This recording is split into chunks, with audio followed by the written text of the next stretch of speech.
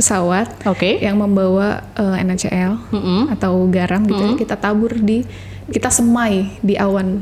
Dan Jawa Barat ini ranking 1 sebenarnya Kak untuk kejadian bencana di Indonesia gitu. Sebagian wilayah Kabupaten Bogor dan sebagian besar Kota Bogor itu memiliki tipe zona musim tipe 1 musim.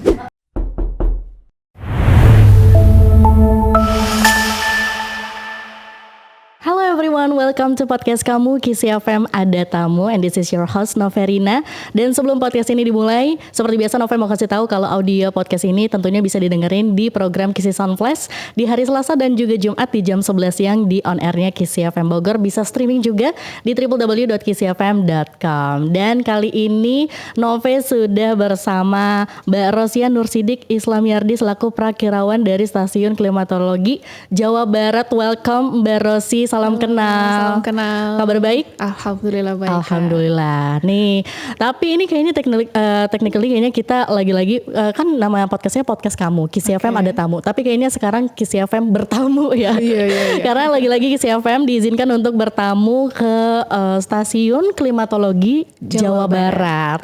Nih, kita backgroundnya dengan background yang berbeda sekarang guys, dan jujur ini excited banget Mbak, karena kita bakal ngomongin soal cuaca ya. Kita ngomongin soal cuaca karena memang seperti yang kita tahu ya, mungkin akhir tahun kayaknya kalau misalnya cuaca ada mood tuh kayaknya lagi ngambek gitu ya Mbak ya. Iya sih ya. Cuaca lagi ngambek ya, hujan makin sering, kadang deras, angin kencang, petir, terus beberapa daerah juga teman-teman saudara kita di Sumatera juga terkena banjir dan juga longsor ya. Dan tapi Mbak Rosi ya, ini bahkan dari BMKG sudah mengeluarkan peringatan dini soal cuaca ekstrim dan potensi siklon tropis.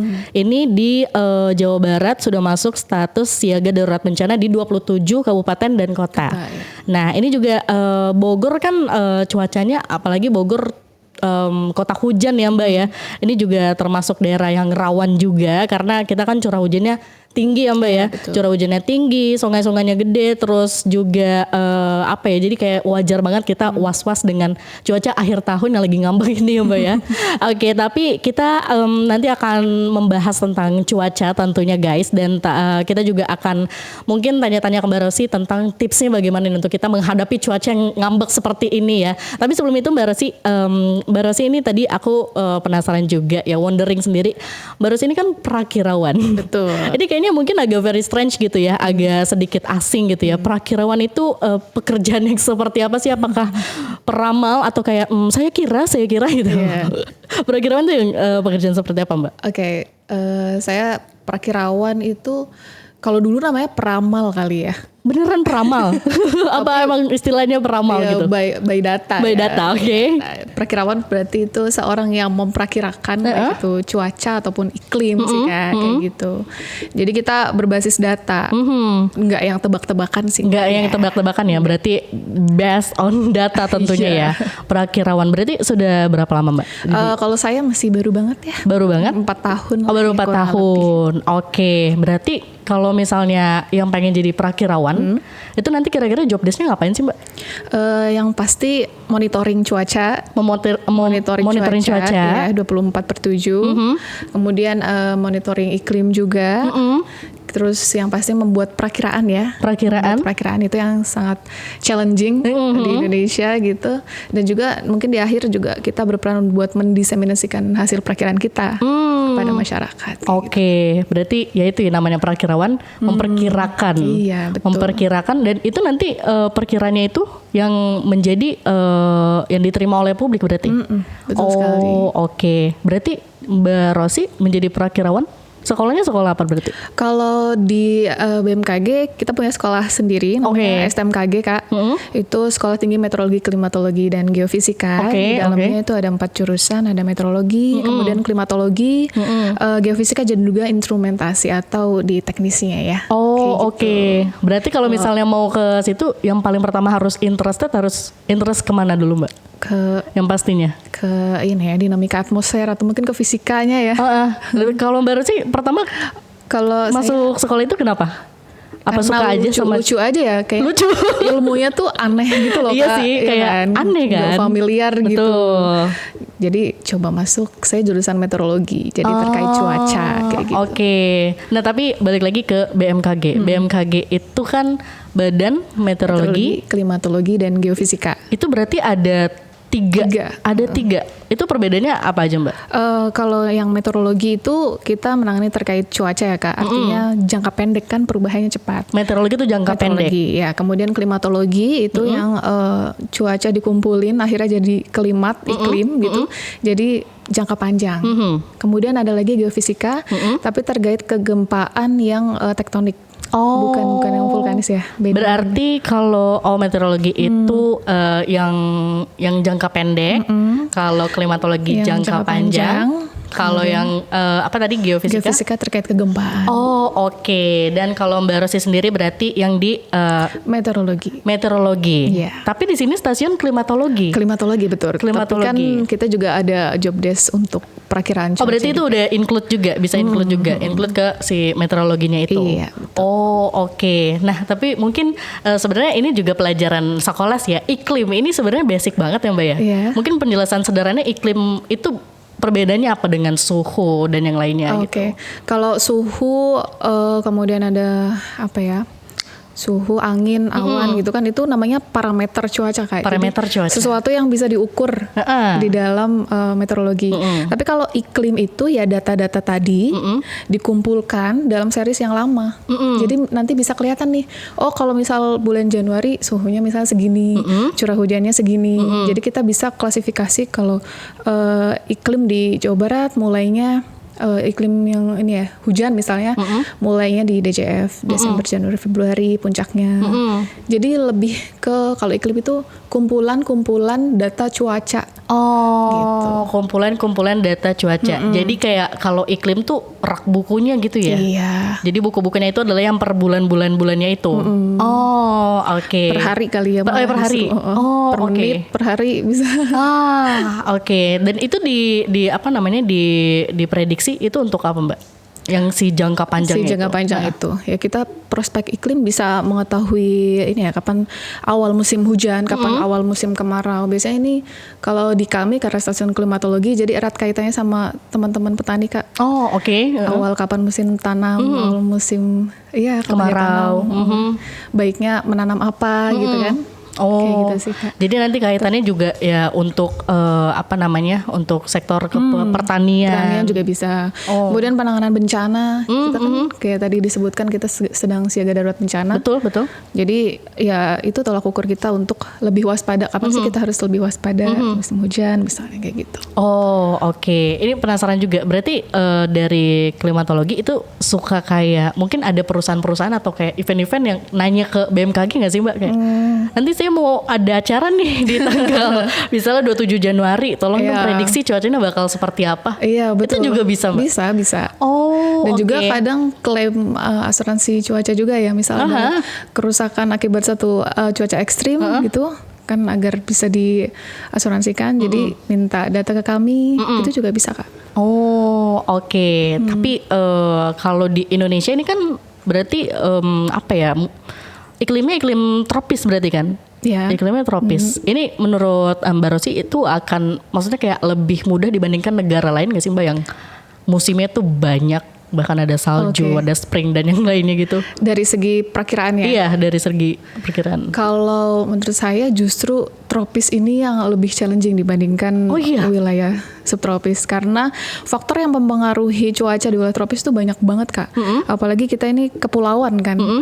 Dari adanya air laut kan kita nggak bisa cuaca itu nggak bisa berdiri sendiri gitu, banyak interaksinya gitu. Kita lautnya banyak, daratannya juga kepisah-pisah, konturnya belum lagi. Jadi setiap wilayah tuh punya karakteristik masing-masing, belum ditambah dengan fenomena-fenomena atmosfer lainnya gitu. Kalau di luar negeri sepertinya ya perakiraannya itu lebih simple gitu.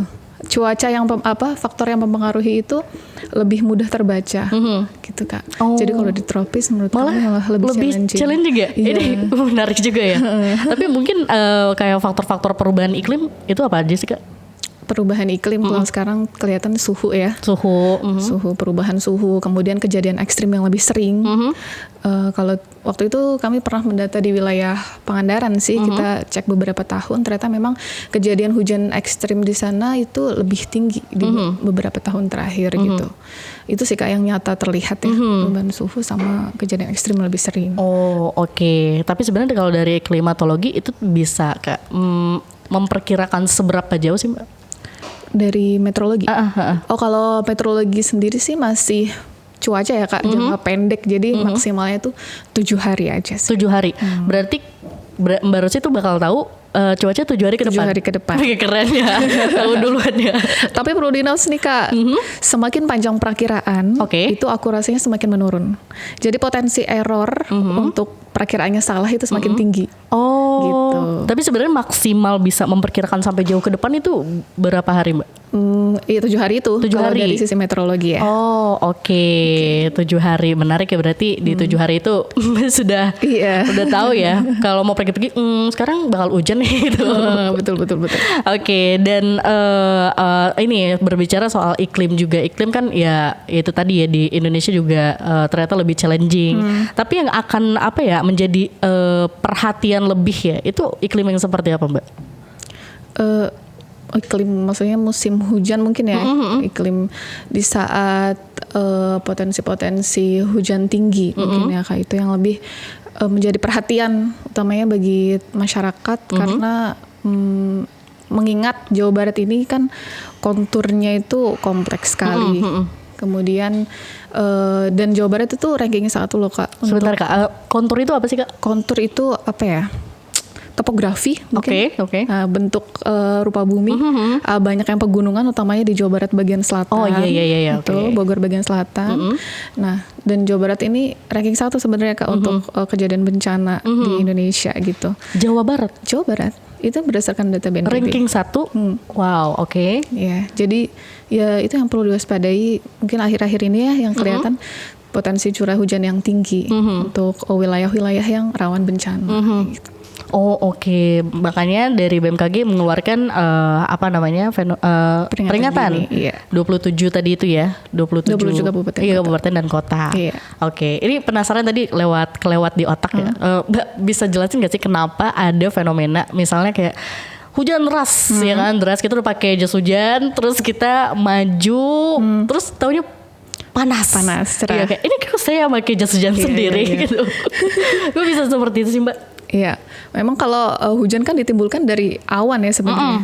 Dan awan itu berbagai macam ukurannya Kak. Ada yang kecil, ada yang besar. Istilahnya kalau kami bilangnya ada yang lokal, awan-awan lokal atau kecil-kecil, atau juga awan yang besar-besar kayak bintang besar gitu kan. Nah, jadi hujannya tuh rata gitu. Jadi itu memang tergantung dari pembentukan si awannya itu. Makanya kita bisa di satu tempat ini hujan, kita maju lagi ternyata udah nggak hujan ya, karena awannya nggak sebesar itu gitu. Oh, jadi sebenarnya kalau di di sains itu bisa aja terjadi ya? Bisa. Bukan ajaib atau ada pawang hujan berarti ya? Enggak sih ya. Oke, ini penasaran juga, di belakang kita ini ada layar. Dan ini berarti yang pekerjaan Mbak Rosi setiap hari adalah memantau layar-layar ini. Oke, bisa dijelaskan nggak Mbak? Ini yang berwarna-warni hijau, merah, oranye ini. Oh, berarti ini Jawa Barat ya Mbak? Iya, kalau ini peta Jawa Barat nih. Ini untuk melihat kondisi awan. Kondisi awan. Iya. Jadi kita ada satelit ini namanya citra satelit. Nah, prinsip kerjanya ada satelit dari atas, dari atas bumi, ngefoto gitu ya, ngefoto awan ke bawah, dan kita beri warna istilahnya biar mudahnya untuk menggambarkan si awan ini sebenarnya intensitasnya seperti apa. Gitu. Nah, untuk wilayah dengan warna yang biru-biru itu ya, artinya itu cerah Kak. Oh, Nah, semakin awannya berwarna merah, semakin tinggi, itu artinya ada potensi awan yang signifikan. Awan cumulonimbusnya bisa petir, bisa curah hujan sedang, lebat gitu. Kalau misal masih hijau seperti itu mungkin masih berawan tebal. Gitu. Berarti ini garis putih adalah batas Jawa Barat. Iya, batas Jawa Baratnya. Terus tinggal lihat kalau di dalam daerahnya itu lagi warna apa. Berarti ini diupdate-nya per detik, per menit? Per 10 menit. Per 10 menit? Per 10 menit berarti dari satelit itu ngefoto terus langsung kirim ke... Diolah dulu, scanning. Oh oke. Dan nanti setelah tahu, misalnya nih itu kan ada yang warna oranye gelap ya. Betul. Nah itu datanya diolah, maksudnya apakah menjadi peringatan dini atau Mbak kirim ke pusat atau gimana Mbak? Iya, jadi ada data dukung satu lagi sebenarnya, citra radar. Kalau tadi ngefoto awan dari atas, itu satu lagi ngefoto awan dari samping.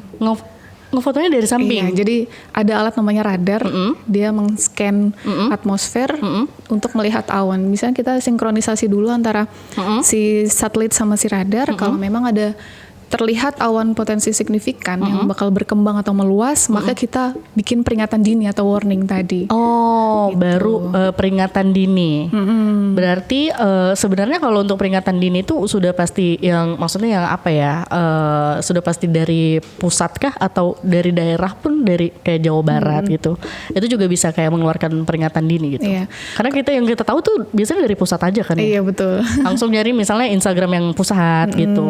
Atau gimana, Mbak? Jadi setiap provinsi itu memiliki UPT koordinator masing-masing nih Kak. Setiap provinsi yang menangani terkait cuaca ini gitu. Nah kebetulan Jawa Barat ini adalah di Stasiun Klimatologi Jawa Barat. Jadi peringatan dini yang dirilis kepada publik adalah yang dibuat oleh Stasiun Klimatologi Jawa Barat. Kalau untuk BMKG Pusat sendiri peringatan dininya di wilayah Jabodetabek. Itu yang pusat. Oh gitu. Tapi sebenarnya kalau dari BMKG mengeluarkan peringatan dini, itu tuh harapannya ketika masyarakat menerima itu akan seperti apa Mbak? Ya kami harapkan tuh masyarakat bisa aware ya, sebenarnya ketika membaca misalnya dia di wilayah mereka itu terdapat ada potensi, mereka bisa bersiap siaga. Misalnya lagi di jalan, seminimal itu ya, sekecil itu, minimal masih di jalan, rutenya kemana misalnya kan, mau ke arah Bogor, Luiliang misalnya gitu. Wah kayaknya ada peringatan dini nih, berarti aku harus hati-hati. Atau mungkin bisa pakai jas hujan sebelum dia berangkat gitu kan, dan bersiap siaga misalnya di jalan ada banjir genangan atau kemacetan gitu. Itu sih kayak yang kami harapkan dari masyarakat. Jadi langkah antisipasi mereka ya dari peringatan dini yang kita buat. Jadi pokoknya pada intinya bisa lebih aware. Gitu dengan cuaca gitu ya, karena ya apalagi di Bogor ya Mbak ya. Iya. Di Bogor sini kalau mau ngomongin Bogor ya itu gak bisa diprediksi juga cuacanya. Bener itu. Katanya kayak mood, itu bener gak sih katanya kayak mood cewek tuh cuaca di Bogor. Iya, kayak Bogor kota hujan gitu kan. Ternyata bener setelah saya masuk BMKG, Bogor itu kota hujan emang bener loh Kak. Secara klimatologis memang sebagian wilayah Kabupaten Bogor dan sebagian besar kota Bogor itu memiliki tipe zona musim tipe 1 musim. Jadi bisa dibilang hujannya itu sepanjang tahun. Gitu. Sebenarnya faktor-faktor kayak curah hujan itu dari apa sih Pak? Apakah dari penebalan awalnya aja atau ada faktor lain? Dan kenapa spesifik Bogor gitu ya? Kayaknya cuacanya ya selalu hujan gitu. Ya itu peran-peran peran data iklim tuh di situ juga. Kita jadi bisa tahu nih, wilayah ini memiliki tipe musim yang seperti ini. Jadi data-data yang terkumpul kemudian diseriskan istilahnya gitu ya.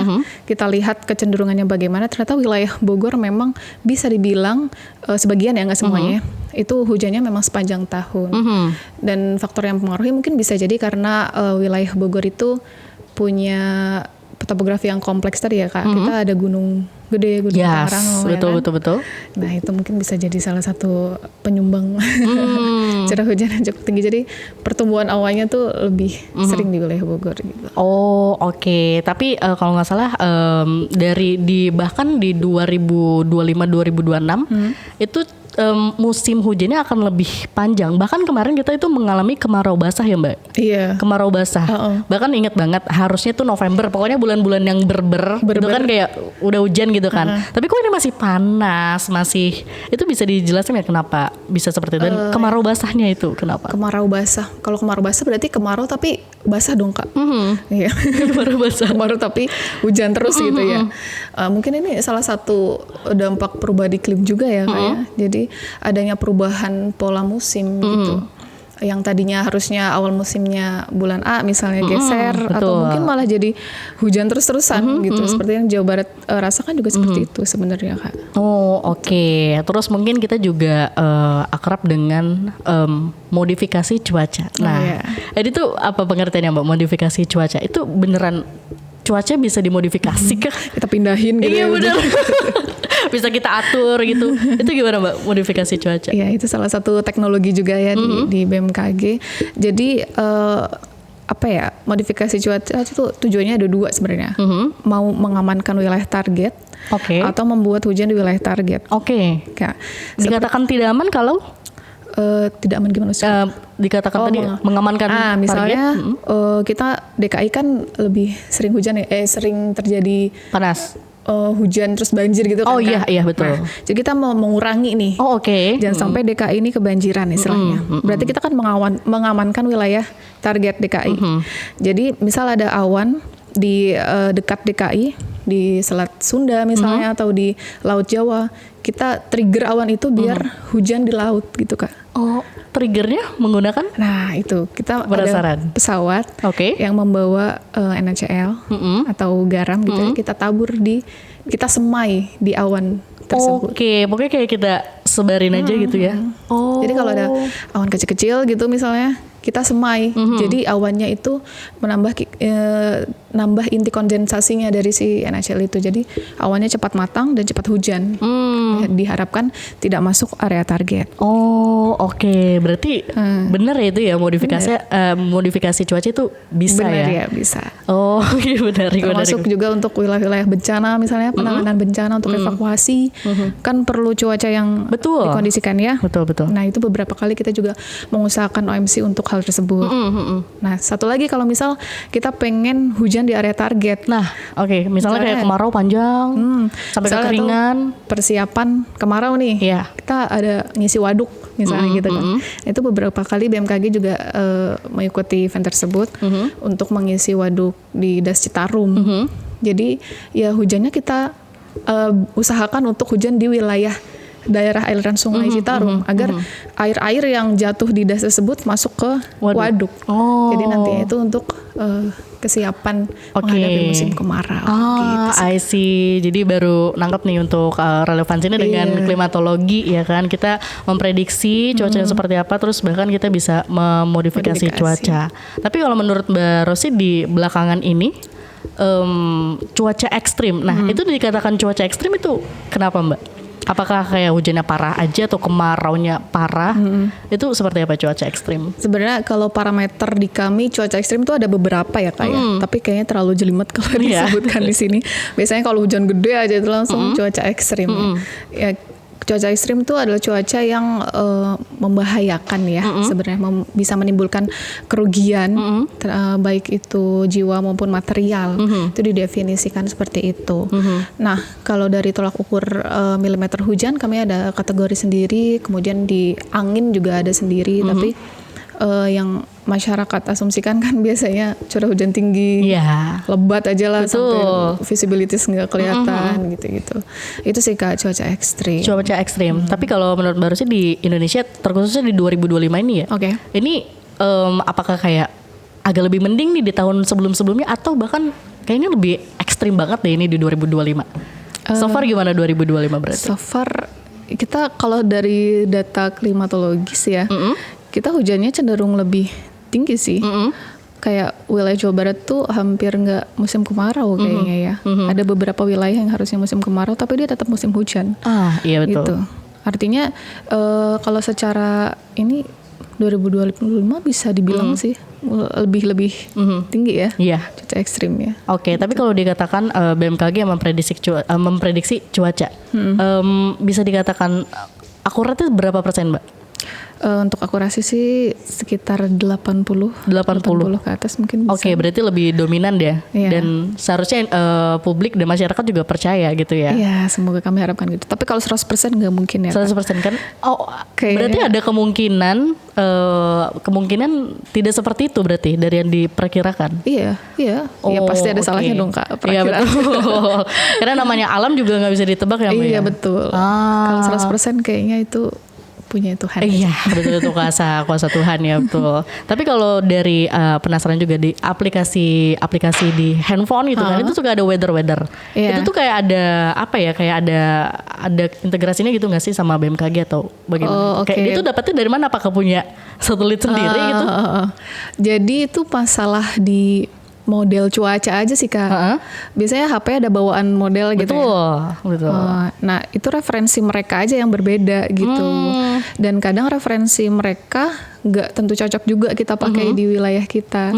Nah kalau dari info BMKG itu informasi perakiran yang diberikan itu udah berbasis model, tapi habis itu di expertise atau di istilahnya di bumbu-bumbu lagi lah ya sama forecaster atau prakirawan di daerah gitu. Karena kan nggak semua model cuaca itu menangkap satu potensi cuaca, apalagi di wilayah Bogor ya. Untuk potensi hujan lokal yang kecil-kecilnya itu kadang nggak tertangkap. Jadi kita perlu ya justifikasi lagi. Gitu. Oke. Tapi mungkin ya kenapa kayak semuanya sekarang lebih prefer ke aplikasi itu? Mungkin karena pembacaannya lebih mudah ya. Mungkin lebih user friendly ya.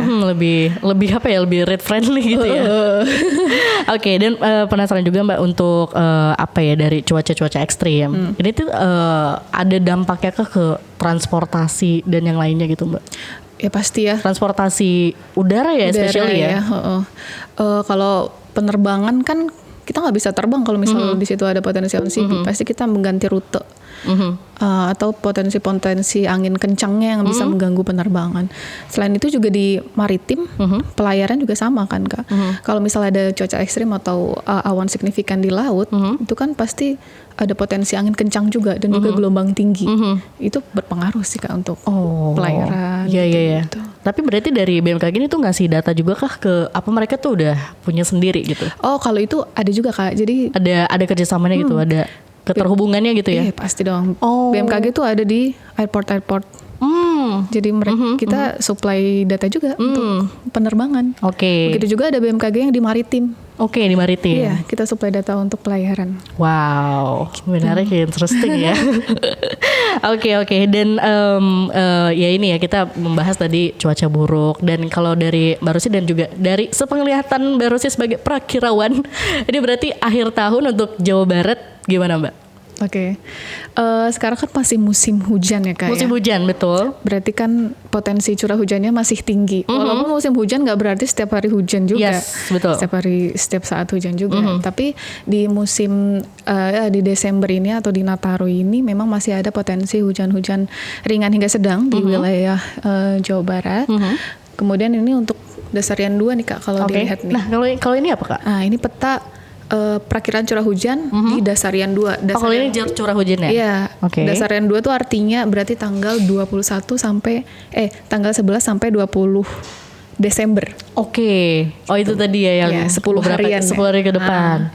Itu. Ini juga sama ya dengan warna-warnanya yang menunjukkan curah hujan berarti. Betul. Di situ ada keterangannya juga Kak. Oh iya betul. Ya kan? Untuk wilayah utara cenderung kategori hujan rendah. Kemudian ada beberapa wilayah dengan kategori hujan tinggi seperti di wilayah sebagian Bogor, sebagian Sukabumi juga, Cianjur, Bandung dan juga Garut. Majalengka, Subang gitu. Berarti curah hujannya bisa dilihat ya. Dan ini yang pastinya akan di-update juga untuk menjadi informasi ke publik. Betul. Thank you banget Mbak Rosi. Mungkin terakhir bisa kasih himbauan untuk masyarakat gimana nih untuk kita bisa menghadapi cuaca yang lagi ngambek gini Mbak. Tantrum ini ya. Lagi tantrum betul. Untuk menghadapi cuaca sih yang pasti kita harus kenal sama wilayah kita ya Kak ya. Apakah kita tinggal di tempat yang rawan bencana, misalnya di pinggir sungai atau di dekat lereng. Jadi kita perlu waspada nih apa yang harus kita lakukan kalau misalnya terjadi satu cuaca ekstrim. Yang kedua, yang pasti update informasi BMKG Kak. Bisa di aplikasi info BMKG atau mungkin juga melalui kanal-kanal BMKG yang lain. Ada di Instagram, YouTube, ya, dan yang pasti Twitter juga ada di X ya. Jangan percaya informasi hoax ya. Nah itu ya, yang hoax ya itu juga harus lebih dicek lagi sumbernya apakah dari official BMKG atau bukan. Betul. Karena itu nanti juga juga ya kayak mengatasnamakan nama BMKG juga. Jadi nakut-nakutin Benar, gitu. betul. Padahal enggak juga Padahal gitu. enggak sebegitunya ya Mbak ya. Iya, yang pasti tetap tenang. Kemudian mungkin hal kecil di musim hujan ini perlu disiapin ini ya.